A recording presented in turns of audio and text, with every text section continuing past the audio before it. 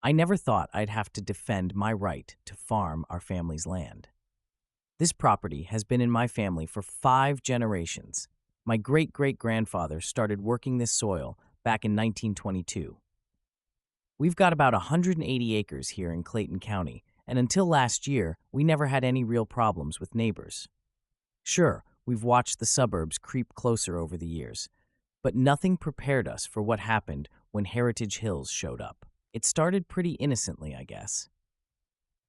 Spring 2023, they broke ground on this fancy development right next to our northern property line. You know the type. They were advertising luxury estate homes starting at over $1 million. I didn't think much of it at first. We've had houses built near us before, and most people who move out here understand they're moving to farm country. The first sign of trouble came when I found these guys with clipboards walking around our equipment yard, just strolling around like they owned the place, measuring distances from our tractors to their property line. When I went out to see what they were doing, they handed me this official-looking document from something called the Heritage Hills Homeowners Association. Said they were doing a neighborhood impact assessment. I had to explain to them that they were trespassing on private property that had nothing to do with their development.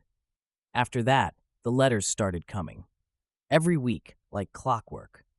The first ones weren't too bad, just expressing concerns about being able to see our farm equipment from their lots. But they kept getting more aggressive. By June, they were sending these formal-looking violation notices, demanding we move all our unsightly agricultural machinery out of sight. I kept trying to tell them we're not part of their HOA, but they just wouldn't listen. Things really got crazy one Sunday morning. My dad, he's 76 and still helps run security around here, found 3 people wandering around our barn area with clipboards. They had these badges on, acting like they were some kind of official inspectors. Dad's a Vietnam vet, doesn't mess around with trespassers. He went and got his shotgun, not to hurt anybody, mind you, just to make it clear they weren't welcome on our property. Those HOA people couldn't get out of here fast enough, but instead of finally leaving us alone, that's when they decided to take us to court. Looking back now, I realize that was just the beginning. The developer had apparently told all these new homeowners that we'd eventually sell our land for their expansion. I don't know where they got that idea. We've been training my son to take over the farm someday, just like my dad trained me, and his dad trained him. We've worked this land for over 100 years, and we weren't about to stop just because some HOA didn't like looking at our tractors. The whole thing would be almost funny if it hadn't turned into such a nightmare. We're just trying to run our farm the same way we always have. But somehow, we ended up in the middle of this crazy fight about property rights and what it means to be a farmer in America today. And let me tell you, what happened next was even more unbelievable. The HOA's lawyer sent us this cease and desist letter in July. I remember standing in my kitchen, reading this thing that basically demanded we stop farming until their lawsuit could be heard in court. Can you believe that? They wanted us to shut down our entire operation because their precious views were being damaged by our tractors and equipment. I took it to my lawyer, Mike Thompson. He's been handling our farm's legal stuff for 20 years. Mike actually laughed when he read it, but then he got serious. He told me these HOA people weren't just going to go away, and we needed to prepare for a real fight. That's when they started hitting us with these supposed fines, $1,000 a day for violations of their rules. Rules we never agreed to on property they don't control. They've been calling the county sheriff on us constantly. Last week, it was because we were harvesting after 7 p.m. Apparently, that violates their quiet hours. The week before that, they reported us for excessive dust during planting. Sheriff Johnson's gotten so tired of it that he actually told them he'd start charging them with filing false reports if they kept it up. But here's the worst part. They've started targeting our business relationships. Somehow, they got hold of our supplier list and started calling them, claiming we were involved in some kind of legal dispute that might affect our ability to pay our bills. We lost 2 crucial contracts because of that. Our feed supplier got spooked and started demanding payment up front, which is killing our cash flow. The stress is really getting to everyone. My wife's had to start handling all the phone calls because I just can't deal with them anymore. My dad's blood pressure is through the roof. His doctor says he needs to step back from the farm, but he's too stubborn. Even my kids are feeling it. My daughter came home crying last week because some kid at school told her we were ruining the neighborhood. We tried mediation last month, but it was a joke. The HOA people showed up with this fancy presentation about property values and community standards. They offered to let us continue farming if we built this giant privacy wall around our entire property, at our expense, of course. When we refused, they started talking about eminent domain and trying to get the city involved. The court date for their lawsuit keeps getting pushed back, and every delay costs us more money in legal fees. Our savings are draining fast, and this year's harvest isn't looking great because of all the time we're spending dealing with this mess instead of working the farm. I never thought I'd say this, but some days I catch myself wondering if it's even worth fighting anymore. But then I think about my great-great-grandfather and how hard he worked to build this place, and I know we can't give up. Right now, we're stuck in this limbo. The HOA's still sending their daily violation notices, still trying to fine us, still calling the authorities over every little thing. Our lawyer says we have a strong case, but he also says these things can drag on for years. Meanwhile, more houses keep going up, and more complaints keep coming in. I don't see how this ends well for anybody. Yesterday was when everything really came to a head. I was out in the north field just trying to get our winter wheat planted before the rain comes in, when I saw this group of people standing at the property line taking pictures and videos of me on their phones. There were maybe 6 or 7 of them, all dressed like they were heading to some fancy office, standing there pointing at my tractor and talking among themselves. Turns out they were from some investment company that's been working with the HOA. They're trying to build a case that our farm is causing measurable economic damage to their property values. They had this drone flying overhead too, which spooked some of our cattle. We lost a section of fence when the herd got scared and ran through it. Took me and my son 4 hours to round them all up and fix the fence. Our lawyer says they're trying a new angle now. Instead of just claiming we're violating their precious HOA rules, they're building this case about nuisance farming. Can you believe that? Farming is a nuisance now. They've hired some expert witnesses, real estate appraisers, and property value specialists who are supposedly going to testify that our normal farming operations are causing millions in damages to their property values. The worst part is, some of these new tactics are actually starting to work. The county commissioners had a meeting last week about updating the agricultural zoning laws.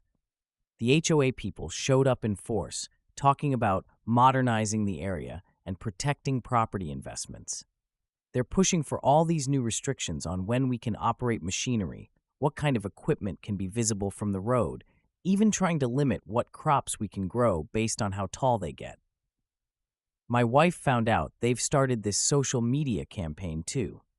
They're posting pictures of our equipment, our barns, our grain silos, all with these dramatic captions about industrial blight and the threat to our community's character. Someone even started a website called Save Heritage Hills, making it sound like we're some kind of environmental disaster instead of a family farm that's been here for 5 generations. The financial pressure's getting worse every day. Our legal bills are up to $47,000 now, and that's just from the past few months. The bank's getting nervous about our loan renewal coming up. Apparently, having a pending lawsuit makes you a credit risk. We had to sell off part of our cattle herd last week just to keep up with the legal fees.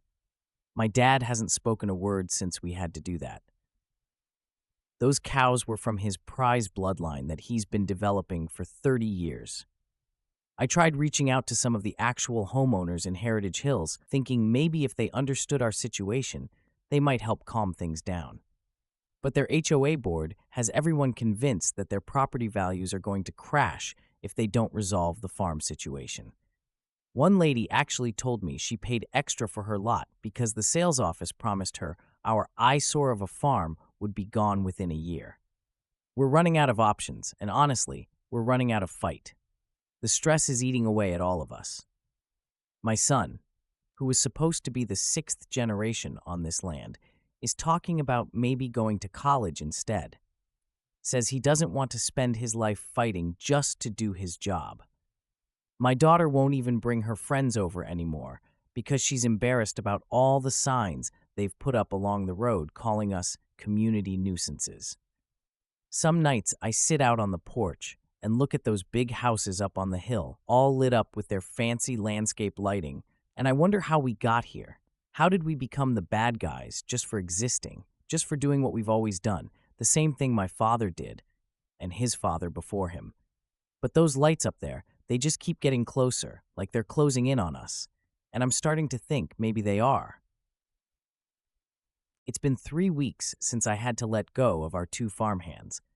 Jose had been with us for 12 years, Maria for 7. They're like family, but we just couldn't keep making payroll with all these legal bills piling up. Jose hugged me when he left, told me he understood, but that just made it worse. His son and my son grew up together, and now they won't even be going to the same school anymore because his family had to move to find work. The HOA's got this new board president now, some retired corporate lawyer named Richard Maxwell. He showed up at our farm last Tuesday in his Mercedes, wearing a suit that probably cost more than what we make in a month. Said he wanted to have a friendly chat about moving forward. Turns out his idea of moving forward was offering to buy our land at half its market value, claiming it was generous considering all the legal liability we're facing. When I told him no, he just smiled this cold smile and said, "You know, the funny thing about American justice is that it usually goes to whoever can afford to wait the longest." Then he handed me a stack of papers, another lawsuit, this time targeting our water rights. They're claiming our irrigation is causing drainage issues for their properties. Our lawyer says defending against this one could cost even more than the first lawsuit. The local paper ran this big story about the conflict between progress and tradition in our county, made it sound all balanced and neutral, but they put this huge photo of our old grain silo right next to pictures of these pristine Heritage Hills houses. The contrast was pretty clear what side they were on. The comment section was even worse, people calling us selfish for not accepting progress and moving with the times. My dad had another health scare yesterday. Found him sitting in the old barn, just staring at nothing, his blood pressure through the roof. The doctor says it's stress-related and he needs complete rest. But how's that supposed to work? We can't afford to hire help anymore, and with all these new restrictions, the HOA's pushing through the county commission, we're having to change how we do everything. Can't run the combine after 6 p.m. now. Can't spread manure if the wind's blowing toward their precious houses. Can't store equipment where we used to. The bank called this morning. They're reviewing our situation. Apparently, someone from Heritage Hills, and I've got a pretty good guess who, contacted them about our ongoing legal issues. They're talking about maybe not renewing our operating loan for next season. Without that, we can't buy seed, can't repair equipment, can't do anything really. 20 years of perfect payments, and now suddenly we're a risk. My wife found this old photo album last night, pictures of my great-grandfather standing proud in front of his first tractor. There's this one shot of him and his neighbors all working together during harvest season. Back then, people understood what it meant to be part of a farming community.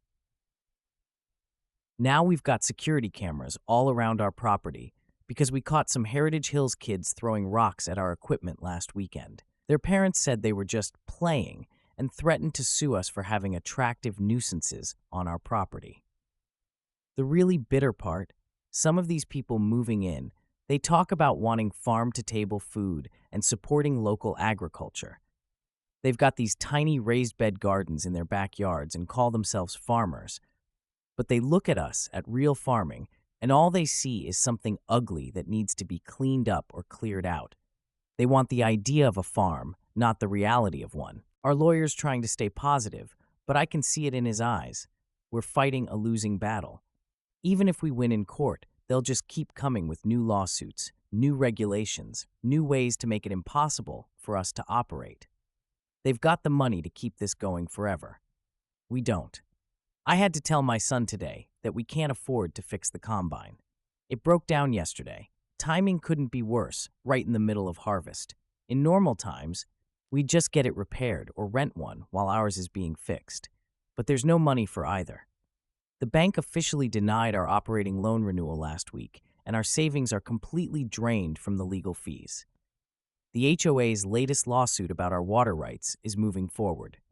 The judge denied our motion to dismiss, which our lawyer says is a bad sign. We've already had to pay $12,000 just to have our own water expert testify about how our irrigation system works. Meanwhile, Heritage Hills just hired this big environmental law firm from the city, the kind that charges more for 1 hour than we make in a week. My dad's not speaking to me anymore. He found out I met with a real estate agent last month just to know what our options are. Called me a traitor to the family name. I tried to explain that I was just trying to be prepared, but he walked out and slammed the door so hard it cracked the frame. He's staying with my sister now. Says he can't watch what's happening to his life's work. The county commissioners passed those new agricultural zoning regulations yesterday. We've got 6 months to comply with all their new rules about equipment storage and operating hours. The cost estimate to build the required equipment, shelters, and visual barriers is more than $200,000. Might as well be $1 million. We don't have either. One of the commissioners actually suggested we start a GoFundMe to help preserve our agricultural heritage. Like we're some kind of charity case. My daughter came home crying again yesterday. Turns out there's this TikTok video going around her school. Some Heritage Hills kids filmed themselves pretending to be backward farmers in front of our property. They were mocking everything, the way we dress, the way we talk, even making fun of our old trucks. The school says they can't do anything about it because it was filmed off school property. The local farmers market kicked us out last week. We've been selling there for 30 years, but suddenly our presence is causing tension with new community members. Translated, Heritage Hills residents complained about having to see us in town after looking at our farm all week. They're the ones who shop at the market now, paying premium prices for organic microgreens grown in someone's backyard, while we can't sell the same vegetables we've been growing for generations. I found my wife crying in the kitchen this morning, looking at real estate listings in other states. She tried to hide it when I came in, but I saw. We've never talked about leaving before, not really. It was always just this thing we said we'd never do. But now I'm starting to understand why some of our neighboring farms took the developer money and ran. Fighting doesn't feel noble anymore. It just feels exhausting. The Heritage Hills Facebook group got leaked to us by someone who felt sorry for us. They're planning this big campaign to get the county to condemn part of our land for a community green space. They've got all these architectural drawings already, showing walking trails and picnic areas where our north field is now. They're calling it Reclaiming Natural Spaces for the Community. Like we're some kind of invader on our own land. Like we haven't been taking care of this soil for 100 years before they ever showed up. I'm sitting in our kitchen for what might be the last time. The walls are bare now. All the family photos are packed away in boxes. My great-grandfather's original land deed, the one that hung by the door my whole life, is wrapped in bubble wrap somewhere. 43 boxes of memories, all labeled and stacked in the living room. The moving truck comes tomorrow. We lost the water rights lawsuit last week. The judge's ruling basically made it impossible to irrigate our fields without risking more legal action. The HOA's lawyer, not even Richard Maxwell this time, but some young guy in an expensive suit, actually smirked when the verdict was read. Our lawyer says we could appeal, but that would cost another $50,000 we don't have. Besides, what's the point? We couldn't plant this year's crops anyway after the combine broke down. My dad still won't talk to me. My sister says he's talking about selling his house in town and moving out of state, says he can't bear to drive past the farm and see what's going to happen to it. I get that. I don't think I could either. The sale closes next month, not to Heritage Hills. That would have been too perfect for them. We're selling to some big agricultural corporation that specializes in transitional farm properties. They know the land won't be farmable with all the restrictions and lawsuits, but they've got plans to turn it into some kind of agricultural theme park. They keep talking about authentic farm experiences and educational opportunities. They want to put up a plaque about our family's history here, like we're already dead and gone. My son took down our Peterson Family Farm S 1922 sign yesterday. He did it alone, didn't even tell me he was going to do it. I found him later sitting in the barn, holding the sign and crying. He's 17 years old, trying so hard to be strong. But how do you be strong when everything your family built is being stripped away? He was supposed to be the sixth generation here. Now, he's applying to colleges out of state, talking about studying business or technology, says there's no future in farming anymore. The Heritage Hills newsletter, somebody keeps mailing us copies, is celebrating their victory for property values and community standards. They're already advertising new lots with unobstructed valley views. They're calling it progress, evolution, the natural order of things. Like what happened here was just inevitable, just the way things had to be. I keep thinking about all the small farms that used to be around here when I was growing up. Thompson's Dairy Farm, the Rodriguez Place, Old Man Miller's Orchard, they're all gone now, all replaced by developments with fancy names and HOAs and rules about what color you can paint your mailbox. We were the last ones holding out. I guess that's done now too. The worst part isn't losing the farm. The worst part is knowing that we're not going to be the last family this happens to. Every time I read the news, there's another story about some development pushing up against farmland, another family fighting to hold on to their way of life. And now I know how those stories end. Tomorrow, we hand over the keys. Next week, the bulldozers come to tear down the barn. It's not up to code and aesthetically incompatible with the area's development plans. In 6 months, you won't even be able to tell there was a farm here. Just another neighborhood with perfect lawns and matching houses and people who talk about how much they love the rural character of the area. I haven't told anyone this, but last night I took a jar of our soil and buried it deep in the north field. Stupid maybe, but I needed some part of us to stay here, even if nobody ever knows about it. 5 generations of my family lived and died working this land. Maybe that jar of soil will still be here long after Heritage Hills is gone. Maybe someday someone will find it and wonder about the people who farmed this land. Or maybe they won't. Maybe that's just another thing that doesn't matter anymore.